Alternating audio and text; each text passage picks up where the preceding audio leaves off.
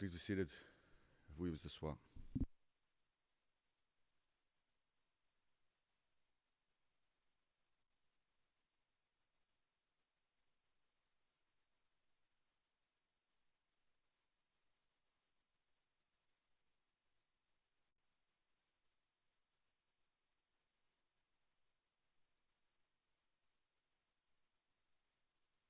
Microphone, s'il vous plaît. Le microphone du juge-président n'est pas branché.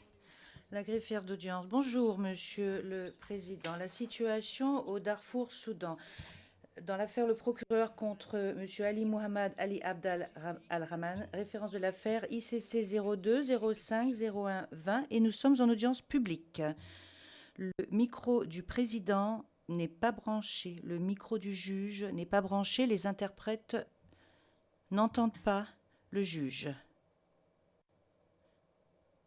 Les interprètes de la cabine française signalent que le micro n'est pas branché.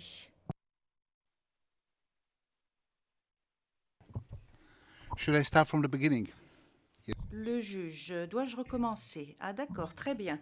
Donc je suis le juge Piotr Hofmanski, le juge président dans cet appel interjeté dans l'affaire Le procureur contre Ali Mohamed Ali Abdal Rahman. Les autres juges de cet appel sont Monsieur le juge Chile Eboe Osuji, Monsieur le juge Howard Morrison, Madame la juge Luz del Carmen Ibáñez Carranza, ainsi que Madame la juge Solomi Balungi Bossa. Je souhaiterais demander aux parties de se présenter aux fins du compte-rendu d'audience et je vais commencer par la défense. Maître. Bonjour, Monsieur le Président. Du côté de la Défense, pour assister Monsieur Abdelrahman ce matin, Cyril Lauchi, conseil principal. Les diverses quarantaines dues au Covid ont empêché le reste de l'équipe d'être présent, mais nos confrères du bureau du Conseil public pour la Défense, Xavier Jean Keita et Madame Vedrana Rezidovic, nous ont fait l'amitié de nous accompagner. Je vous remercie.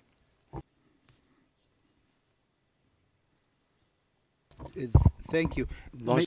Le juge. Xavier Jean Keita, conseil principal au PCD, et avec moi aujourd'hui pour accompagner Maître Lauchi, Madame Vedrana Rezidovic, gestionnaire de dossier, case manager. Je vous remercie.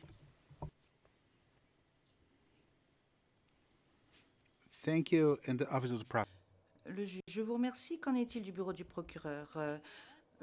Bonjour, Monsieur le Président. Je suis Madame Hélène Brady, premier substitut du procureur. Je suis accompagnée aujourd'hui de Monsieur Matteo Costi, substitut du procureur, ainsi que Monsieur Julian Nichols, premier substitut du procureur dans cette affaire.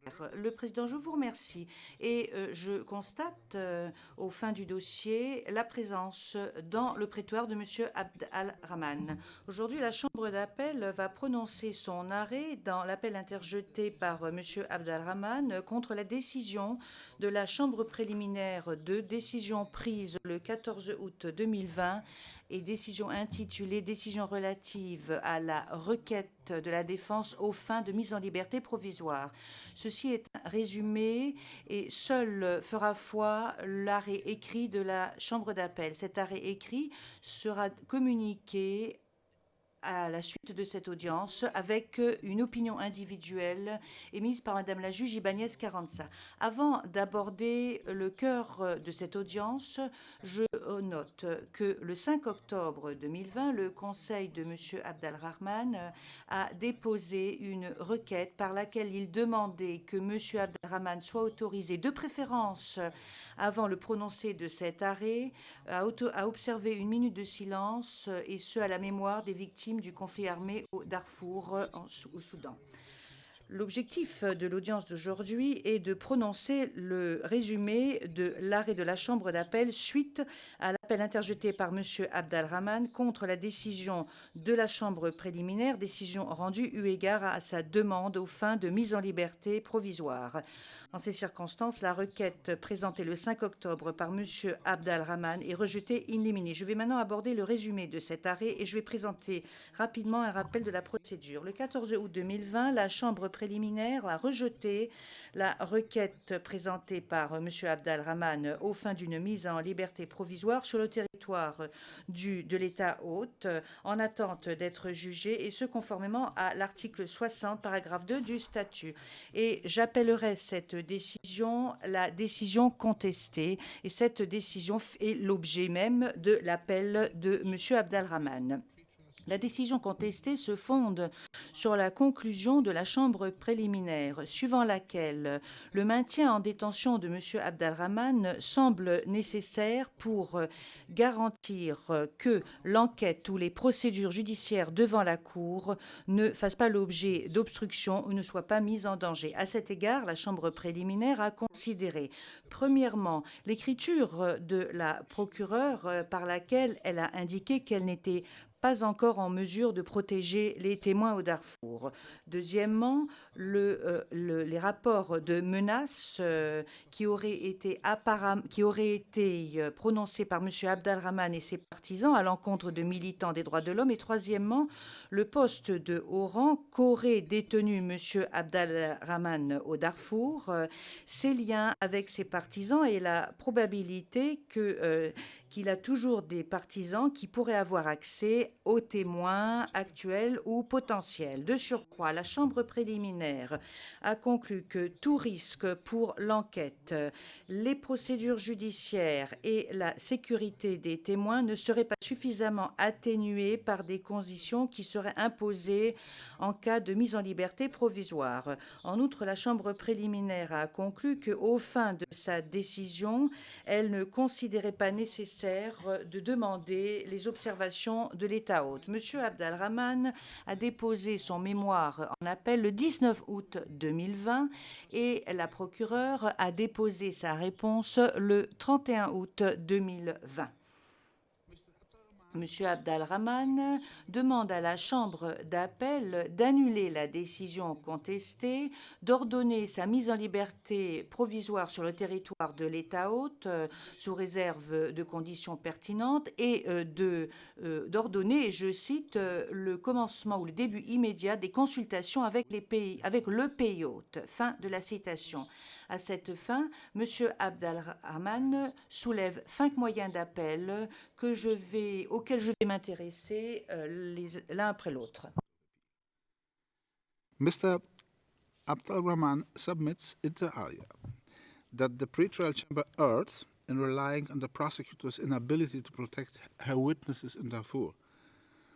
In this regard, Mr. Abdelrahman argues that his inability must not adversely affect his right to interim release. Further, he submits that the prosecutor currently has no means of conducting investigations in Darfur. The Appeals Chamber. La Chambre d'appel conclut à la majorité que ce moyen d'appel ne peut pas être retenu, car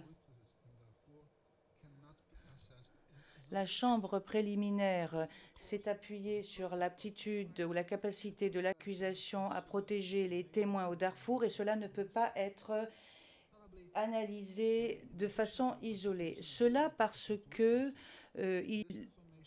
compte tenu des informations disponibles et outre le fait que l'accusation a l'aptitude ou la capacité de protéger les témoins, cette information inclut un rapport relatif aux menaces qui auraient été proférées par M. Abdelrahman ainsi que ses partisans à l'encontre des militants des droits de l'homme.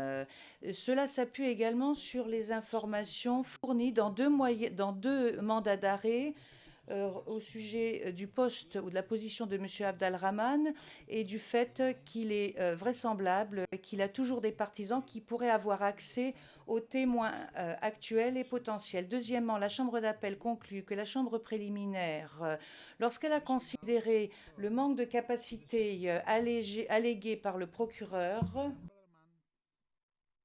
argues that the pretrial chamber erred in relying on NGO report appended to the prosecutor's response L'interprète signale qu'il y a des problèmes techniques dans la cabine française, dans une des cabines françaises.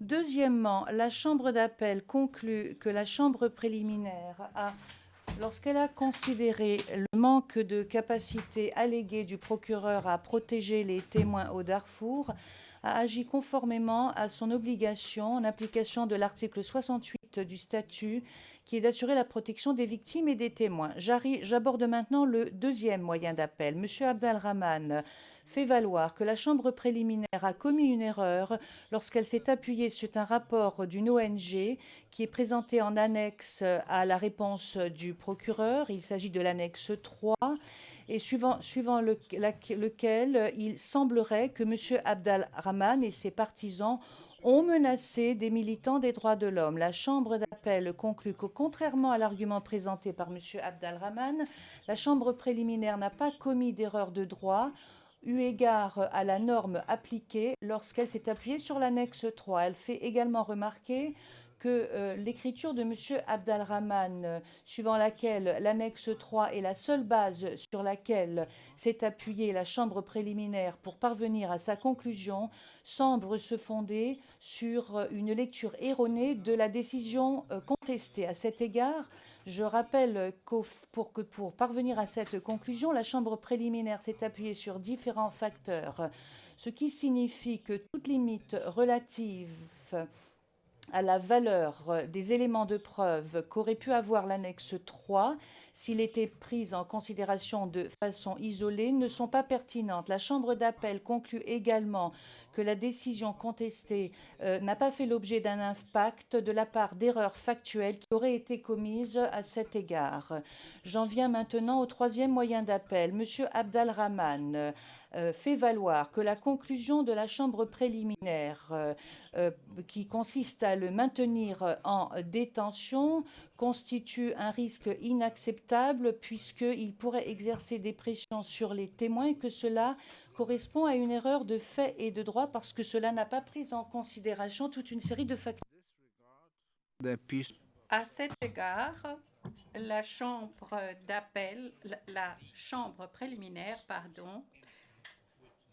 estime que la remise en liberté provisoire exposerait les témoins à un risque inacceptable. En conséquence, la Chambre d'appel considère que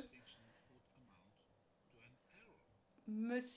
Abdelrahman n'a pas montré une erreur alléguée s'agissant d'un manque de distinction entre ces différents témoins. J'en arrive maintenant au quatrième moyen d'appel. La Chambre d'appel estime que la plupart des arguments développés dans ce moyen ont déjà été présentés pour les premiers et troisièmes moyens d'appel et que par conséquent, il n'est pas nécessaire d'y revenir. S'agissant des arguments qui restent, M. Abdelrahman exprime dans ces circonstances que sa remise à la Cour et sa disposition à respecter effectivement des conditions de sécurité extrêmement strictes militeraient, à son avis, en faveur de sa remise en liberté. La Chambre d'appel note que la Chambre préliminaire a rappelé de manière explicite le principe que la détention demeure l'exception et a dûment considéré tous les facteurs sur lesquels s'appuyait M. Abdelrahman. La Chambre d'appel estime qu'il n'y a pas eu d'erreur commise par la Chambre préliminaire en considérant que ces facteurs n'étaient pas suffisants pour atténuer le risque de porter atteinte à l'intégrité de l'enquête et des procédures ainsi qu'à la sécurité des témoins. J'en arrive maintenant au cinquième moyen d'appel. M. Abdelrahman estime que la Chambre préliminaire a commis une erreur en droit en s'abstenant de rechercher les observations de l'État hôte comme l'exige la norme 51 du règlement de la Cour. La Chambre d'appel estime à la majorité que cet argument n'est pas appuyé par le cadre juridique applicable et par la jurisprudence devant cette Cour.